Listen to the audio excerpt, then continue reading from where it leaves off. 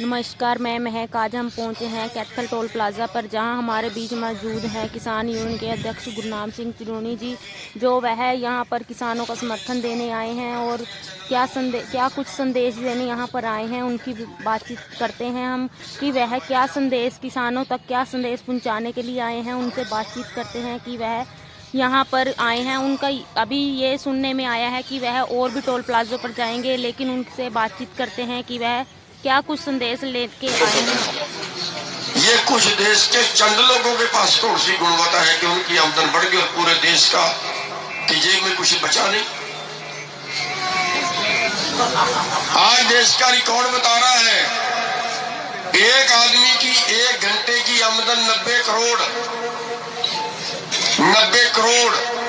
1 घंटे की, और दूसरे आदमी की आमदन 1 साल की केवल 20,000।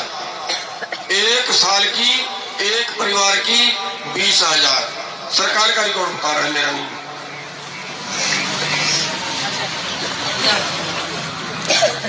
और इस हालत से लड़ने के लिए, इस हालत में अभी सब्र नहीं आया। अभी जो खेती का बिजनेस है, ये कानून खेती कानून नहीं है। खेती कानून इनका नाम गलत रख दिया, ये खेती के व्यापार के कानून है। अभी खेती का व्यापार बना के और उस व्यापार को पूंजीपतियों के हवाले कर दिया गया, और ये खरबों का व्यापार है। और इस खरबों के व्यापार से व्यापारी और जो पूंजीपति है वो और अमीर होंगे। अभी यहाँ सब्र नहीं हुआ है। अभी गरीब आदमी की जेब से पैसा निकलेगा, अमीर आदमी की जेब में और जाएगा। महाराष्ट्र की सरकार ने 4 साल पहले दाल में छूट दी थी कि कोई कितनी जमा कर ले, तो 50 रुपए किलो वाली दाल 200 रुपए किलो में बिकी थी। सवाल किसानों का नहीं है, सारा देश खाता है।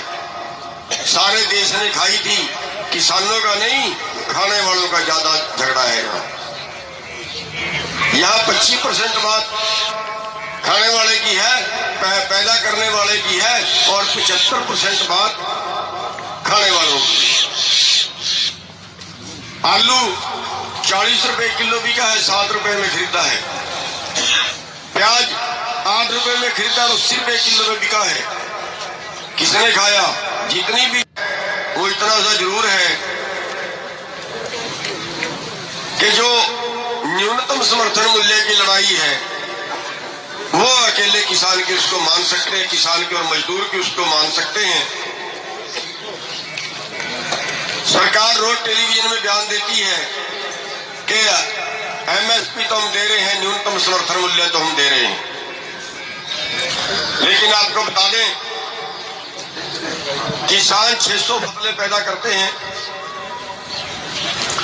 मिर्च मसाले दवाई बूटी सही 600 फसलें पैदा करता है किसान पूरे देश में। उनमें 23 फसलों का एमएसपी तय है, न्यूनतम समर्थन मूल्य जिसको बोलते हैं, केवल 23 फसलों का है। और उन 23 फसलों की जो न्यूनतम मूल्य, स्वामीनाथन आयोग तो भाड़ में गया, जो न्यूनतम मूल्य जो सरकार दे रही है, जो तय कर रही है, जो लिख रहे हैं, उसकी कीमत बढ़ती है 17 लाख करोड़ रुपए। और हमारी जेब में आ रहा है 13 लाख करोड़ से 14 लाख करोड़ रुपए। यानी हर साल 3 लाख करोड़ से 4 लाख करोड़ का घाटा देश के किसानों को हो रहा है। 17-18 में रिपोर्ट आई है कि पिछले 15 साल के अंदर जो न्यूनतम से कम मिला, कम से भी जो से कम मिला, वो है 45 लाख करोड़।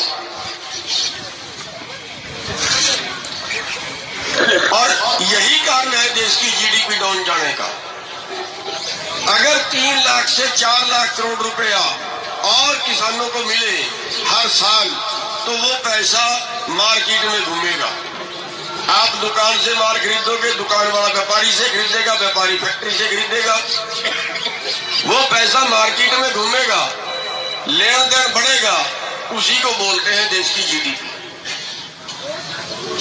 लेकिन यहाँ क्या कर रहे हैं? देश की जीडीपी कम हुई, देश का लेन देन कम हुआ, देश की कारें भी कम बिकी, देश की मोटरसाइकिल कम बिकी, देश के कपड़े कम बिके, तो क्या कहा कि कार वालों को बचाओ, किसान को मत बचाओ, कार वालों को बचाओ।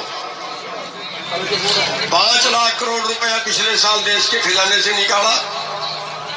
70,000 करोड़ अकेली मारुति को 70,000 करोड़ दान किया। मारुति को बचाओ। किसान आत्महत्या करता है, कर्जे में कोई वारिस नहीं है हमारा, कोई हमें बचाने के लिए आगे नहीं आता। किसान के कर्जे की बात करते हैं तो बड़े बड़े अर्थशास्त्री खड़े हो जाते हैं। मारुति को 70,000 करोड़ दिया गया, देश में एक भी अर्थशास्त्री नहीं बोला।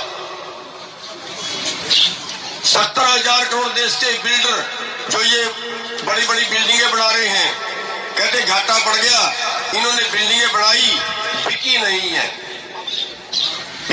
है, सस्ती आ गई, मंदा आ गया, इनको बचाओ। बिल्डरों को एक देश में एक भी बिल्डर फांसी लेके मरा क्या? 70,000 करोड़ दिया गया देश के बिल्डरों को, और ऐसे निकाल के 5 लाख करोड़ रुपया इन पूंजीपतियों को बांट दिया। वो पैसा देश के पास है, लेकिन जब बात किसान की आती है, जब बात छोटे तबके की आती है, जब बात किसी के इलाज फ्री करने की आती है, जब बात मूलभूत सुविधाओं की आती है, तो सरकार के पास पैसा नहीं।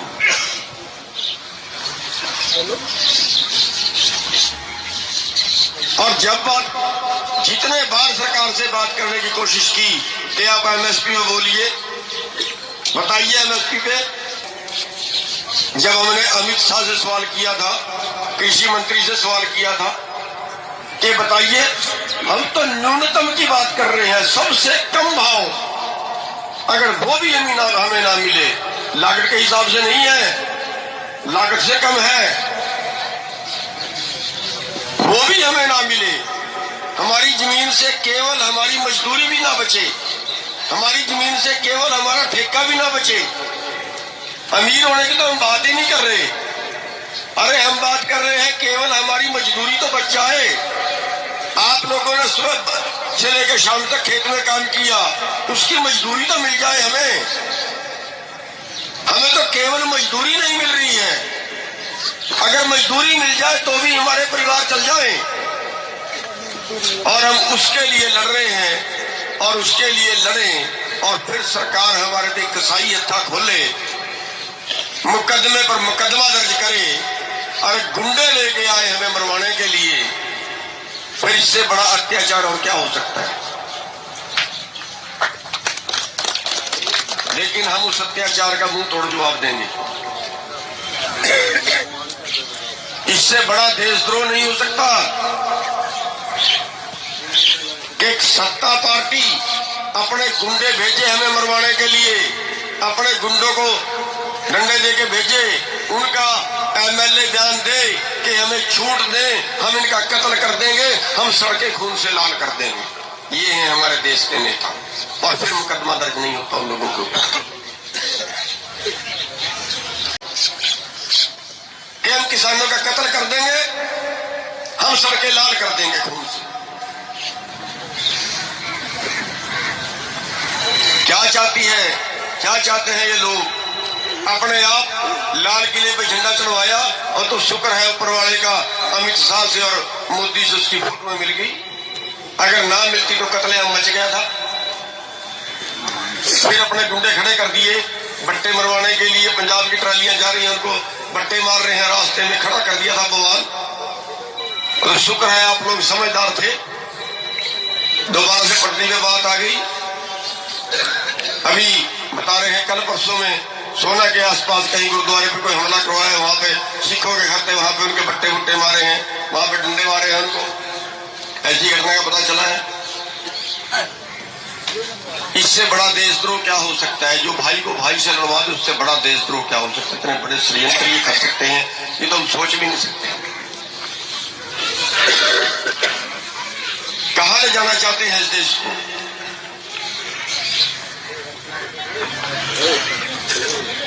लेकिन हमने हर तरीके से इनकी हर चाल को नाकाम करना है। वो तो चाहते हैं वो तो चाहते हैं किसान भड़के, ये भी लठ उठा ले और दो चारों दसों को मारे और फिर बस मुद्दा दूसरा बदल जाएगा, भटक जाएंगे अपन मुद्दे। लेकिन हमने संयम बरतना है, हमने संयम बरतना है। आए भी बीजेपी के गुंडे आए भी, हमने उन पे हाथ नहीं उठाना, हमने सब्र रखना है, शांति रखनी है, क्योंकि जो देश का राष्ट्रीय चैनल है वो उधर है, सरकार खुद उधर है, खुद इकट्ठे गुंडे इकट्ठे करके जा रही है। इससे बड़ा दुर्भाग्य क्या होगा। हमने सब्र रखना है, लेकिन हाँ हम 11 की भी मोड़ना जानते हैं, लेकिन वो तब मोड़ना जब यही गुंडे जब गांवों में हमारे पास वोट मांगने आएंगे।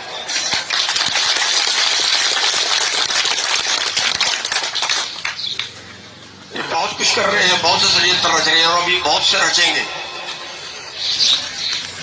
2 बार 3 बार गाजीपुर जहाँ पे सिंगू बॉर्डर पे हमला करवा लिया है। सिंगू बॉर्डर पे जिसने हमला जो सबसे आगे लग रहा है उसकी फोटो आ रही है अमित शाह के साथ, नेता है बीजेपी का। गाजीपुर पे जो लोग गए 2 MLA साथ में लेके 400-500 आदमी साथ में लेके गए किसानों पे हमला करवाने की, कौन सा देश बचा है ये। लेकिन ये हरियाणा के किसान हैं, पंजाब के किसान हैं, हिंदुस्तान के किसान हैं। आपने सब्र रखना है। हम मर जाएंगे मौके पे, लेकिन मैदान छोड़ के नहीं भागेंगे। हम जब तक जीतेंगे नहीं तब तक यहां से जाएंगे नहीं। बस साथियों, मैं और कुछ नहीं कहता, मैं तो केवल आपको बधाई देना चाहूंगा, आपका धन्यवाद करना चाहूंगा कि जो और 4 गुनी संख्या में आ गए हैं। सरकार ने तो कहा था भाग जाएंगे, लेकिन आज देख ले, धन्यवादी हम हरियाणा की सारी खापों के। अभी आपकी खाप ने आश्वासन दिया, कादियान खाप ने, धन्यवादी हम कादियान खाप के, धन्यवादी हम उन सब गांवों के जिन्होंने जहां खाते भी नहीं है, हर गांव में पंचायत हो गई है, हर गांव से ट्रैक्टर आए, हर गांव से गाड़ियां। उस दिन रात को 10 बजे 11 बजे 12 बजे लोग घर से निकल पड़े, सुबह 6 बजे तक हमारे बॉर्डरों पे पहुंच गए।